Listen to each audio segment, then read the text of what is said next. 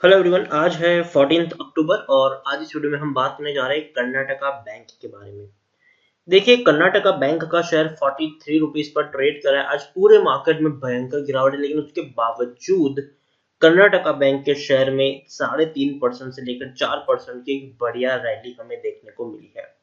Karnataka bank के हाल फिलहाल में सितंबर क्वार्टर के नतीजे आए हैं और वो अच्छे हैं। तो उनके बारे में, उस जो नतीजे आए हैं उन सब के बारे में हम बात करेंगे और ये भी चर्चा करेंगे कि क्या कर्नाटका बैंक के शेयर में खरीदारी करने का क्या ये सही मौका है कि नहीं। तो जिन्होंने अभी तक चैनल को सब्सक्राइब नहीं किया है वो प्लीज अभी इसे सब्सक्राइब कर ले, क्योंकि आगे भी बहुत सारे वीडियोस हैं जो आपको काफी ज्यादा हेल्प करेंगे। तो चलिए शुरू करते हैं। तो कर्नाटका बैंक 43 रुपीज के आसपास अभी ट्रेड कर रहा है। पिछले एक महीने की बात करें तो एक महीने में शेयर में आप देख सकते हैं कि 3.5% की गिरावट है। इस बीच 45 रुपीज तक का हाई था, 39 रुपीज तक ये शेयर टूटा, लेकिन उसके बावजूद धीरे धीरे ही सही लेकिन रिकवरी लौट रही है। पिछले एक साल की बात करेंगे तो पिछले एक साल में कर्नाटका बैंक में 31% की गिरावट है। 72 रुपीज तक का हाई बनाया था, 34 रुपए का लो बना है। फिर तेजी आई, गिरावट आई, तेजी आई और ऐसी तेजी थी कि 49 रुपीज तक शेयर पहुंच गया था, 49 रुपीज तक। लेकिन फिर से गिरावट आई और 39 रुपीज तक ये शेयर टूट गया। अब फिर से तेजी यहाँ पर देखने को मिल रही है। 3 साल की बात करेंगे तो पिछले 3 साल में कर्नाटका बैंक में 70% की गिरावट है। 150 रुपए से शेयर कंटिन्यूअस टूट रहा है। पेंडेमिक से पहले भी शेयर में गिरावट ही हमें देखने को मिली थी। 34 रुपए का लो बनाया इस पेंडेमिक में इसने।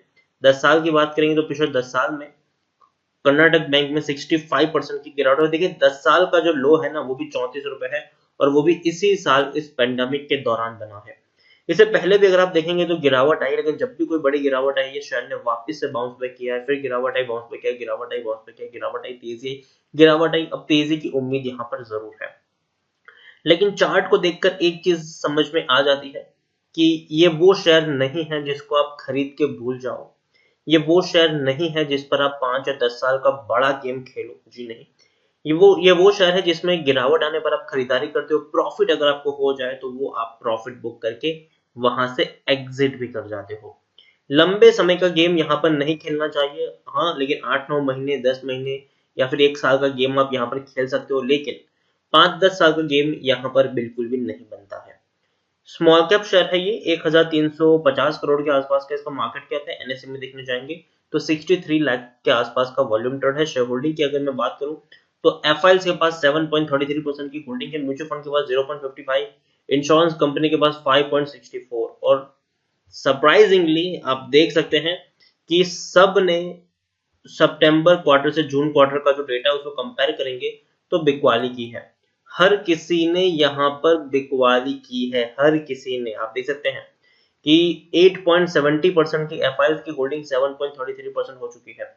म्यूचुअल फंड ऑलमोस्ट एग्जिट होने के कगार पर है। 2.01% की होल्डिंग 0.55% है, मतलब एक बहुत बड़ी होल्डिंग म्यूचुअल फंड ने यहाँ पर कट डाउन की है। 5.74% की इंश्योरेंस कंपनी की होल्डिंग 5.64%, मतलब उन्होंने भी थोड़ी सी होल्डिंग तो कट डाउन यहाँ पर जरूर की है। उसके अलावा देखे जाए 4 म्यूचुअल फंड स्कीम और 69 एफआईएस का पैसा लगा है। इंडिविजुअल इन्वेस्टर होल्डिंग 79% की देखने को मिली है। डिविडेंड अच्छा पे कर रही है, इसमें कोई शक नहीं है। पिछले साल भी इसने 35% का, मतलब 3.5 रुपए पर शेयर का डिविडेंड पे किया। तो डिविडेंड में पेइंग में बढ़िया है ये, उसमें कोई शक नहीं है।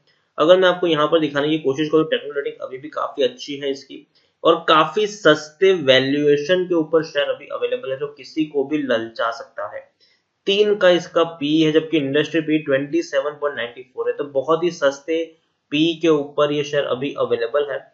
176 की बुक वैल्यू है और प्राइस टू बुक वैल्यू 0.25 है। ईपीएस 14.56 है और डिलीवरीज 39 के आसपास हमें देखने को मिल रही है।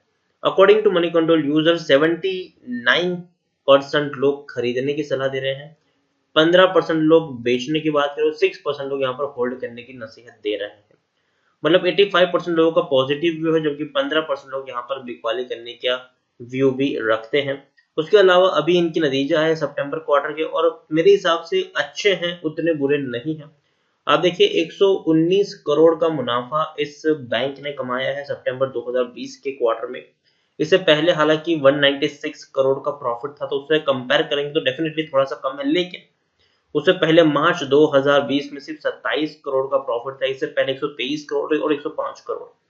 तो डेफिनेटली कोई बुरा प्रॉफिट नहीं है, अच्छा और एवरेज मुनाफा आप मान सकते हैं, और एक अच्छे कोरोना काल में अच्छा प्रॉफिट इन्होंने कमाया, इसमें कोई शक नहीं है।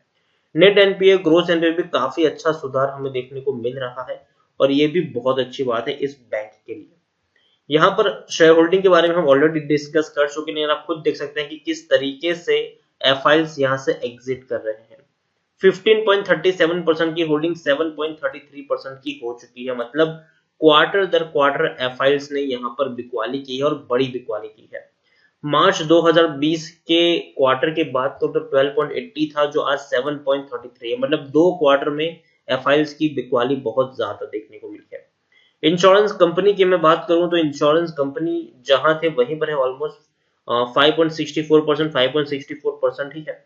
और 2 क्वार्टर की बात करें पिछले 2 क्वार्टर में, तो मार्च 2020 में 5.74% की होल्डिंग 5.64 है, लेकिन म्यूचुअल फंड यहाँ पर अग्रेसिवली बिकवाली कर रहे हैं। देखिए यहाँ पर ये चीज हमें समझनी है, मार्च 2020 में म्यूचुअल फंड के पास 4.5% से भी ज्यादा की होल्डिंग थी, आज जो मुश्किल से आधा परसेंट हो चुकी है। 4.56% की होल्डिंग 0.55% देखने को मिली है। तो ये आपको यहाँ पर समझने हैं कि बड़े बड़े जो फंड हाउसेस हैं वो यहाँ से एग्जिट कर रहे हैं।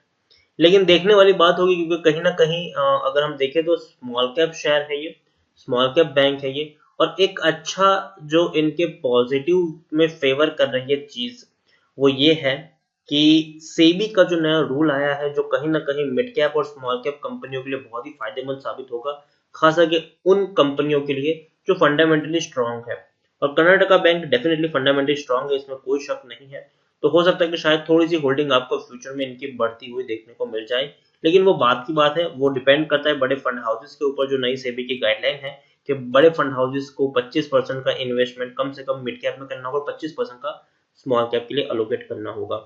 अभी के लिए मैं कर्नाटका बैंक में मैं एक चीज कहूंगा कि 34 रुपए से उछलकर शेयर अभी 43 रुपीज पर आया है, और अगर यहाँ से थोड़ा सा उछल कर ये 49, 46 तक अगर जाएगा, डेफिनेटली जा सकता है, तो उस लेवल पर आपको प्रॉफिट बुकिंग करनी है, क्योंकि वापस से गिरकर वो 45 रुपीज से नीचे आएगा, तब आप चाहे तो फिर से एंट्री ले सकते हैं। लेकिन अगर यहाँ से शेयर में उछाल देखने को मिलता है, 3-4 रुपए का उछाल देखने को मिलता है, तो मेरे हिसाब से आपको मुनाफा वसूली करनी चाहिए। इसका मतलब ये नहीं है कि बैंक खराब है, लेकिन बैंक का चार्ट स्ट्रक्चर कुछ कुछ वक्त से इस तरीके का ही हो चुका है, और एक बहुत बड़ा जो दमखम है वो डेफिनेटली जो अभी सुप्रीम कोर्ट में हियरिंग चल रही है इनके मोरिटोरियम को लेकर, तो वो चीजें भी यहाँ पर देखने वाला लायक होगी। ओवरऑल कर्नाटका बैंक में खरीदारी की है तो बने रहने की सलाह होगी। फ्रेश बाइंग करना चाहते हो तो करो, लेकिन एक बहुत बड़ी क्वांटिटी मत खरीद लेना, क्योंकि थोड़ा सा रिस्की शेयर है ये, तो एक बहुत बड़ी क्वांटिटी खरीदने की सलाह नहीं है मेरी। लेकिन हाँ, अगर तेजी आती है तो आप चाहे तो उस लेवल पे बिकवाली भी कर सकते हो। तो इसी के साथ वीडियो को एंड करूंगा। अगर आपको वीडियो पसंद आया हो तो प्लीज इसे लाइक कर शेयर करें। अगर आप चैनल पर पहली बार है तो प्लीज सब्सक्राइब करो। कर्नाटका बैंक के बारे में आप क्या सोचते हैं वो भी आप मुझे कमेंट में लिखकर बता सकते हैं। Thank you.